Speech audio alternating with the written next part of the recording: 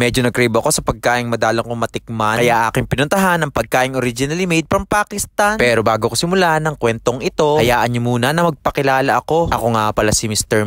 Isang hamak na gwapo sa mata lang ng asawa ko. Ngayon nga, samahan niyo ako para ipakita sa inyo ang isa sa pinakamasarap na pagkain ng mga Pakistani. Ito ay tinatawag nilang chicken karahi. Hindi ko nga inaakala nung natikman ko ito na aking magugustuhan at papatok sa panlasa ko. At dahil nga gusto kong mapanood kung paano ginagawa ito, at aking ni-request kung pwede makita kung saan ito pine-prepare. At nang makapasok nga ay talagang ako'y namangha. Akalain mong pagkaing may sabaw ay kanilang niluluto sa lutoang napakababa. Pero kutob ko'y nakalimutan lang maghugas ng kasirola. Pansin-pansin nga naiisa ang kulay ng kanilang mga niluluto. Pero hindi sigurado kasi colorblind ako. Kaya wag niyo akong tatanungin kung anong kulay ariha. Kasi sigurado hindi tayo magkakaintindihan. Itanong mo na lang sa iba. Nang aking makita kung paano nila ito inaapuyan, ako'y wari ko'y ang dalawang gasol ay hindi tatagal din eh. Maluto na nga ay kanilang binudburan ng damo. Ng kung ano. Pero iisa lang aking masasabi, talagang napakasarap nito. At ayun nga, ready na sa lamunan. Sayang si kuya ay pa okay pa dyan. Siyempre hindi mawawala sa kanilang serving ang roti bread. Kasi gaya nga ng aking sinabi, ito na nga nagsisilbing kanilang kanin. At ayun nga, nararamdaman ko na ang kaanghangan nito. Kaya siguradong kailangan ng soft drinks, baka matanggal ang dila ko. Ayun nga, simula na ang ating kainan. At siguradong ikaw na nanonood ay mahihili na naman. Pero ang gusto ko ay talagang iyong matikman. Kasi highly recommended naman. O sa ulit-ulitin, hindi bayad yan. Misis kasi nagturo sa akin ito. I-try ko daw tikman at sigurado daw na magugustuhan ko. Eh di agad-agad na sumunod ako. Kapag aking tinanggihan ay baka maya-may magtampo. Ang nagustuhan ko talaga dito ay sobrang napakalasa. Kasi naman hinding-hindi tinitipid sa mga lahok. At ang pinaka-the best, ang presyo ay pasok na pasok. Pasok na pasok saan? Pasok sa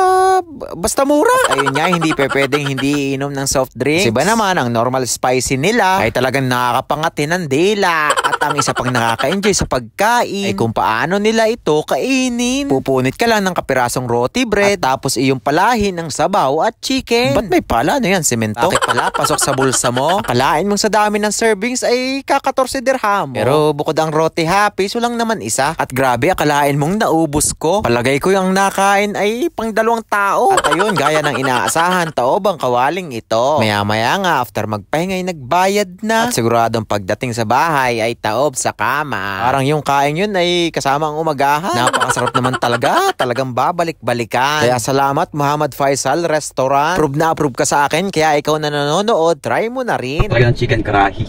Must try. Promise. The best.